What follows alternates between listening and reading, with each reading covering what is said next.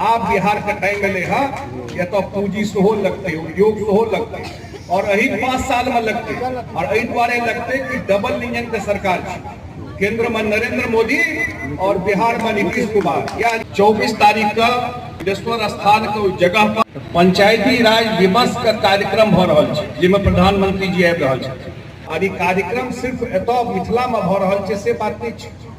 ई कार्यक्रम हमर सबके नेता आदरणीय मुख्यमंत्री नीतीश कुमार जी सेहो कार्यक्रम में रहथिन, और ई कार्यक्रम पूरा देश में देखल जेतै लाइव। केरल में 100 लोग देखते, तमिलनाडु में 100 लोग देखते, पूरा देश देखते ई कार्यक्रम।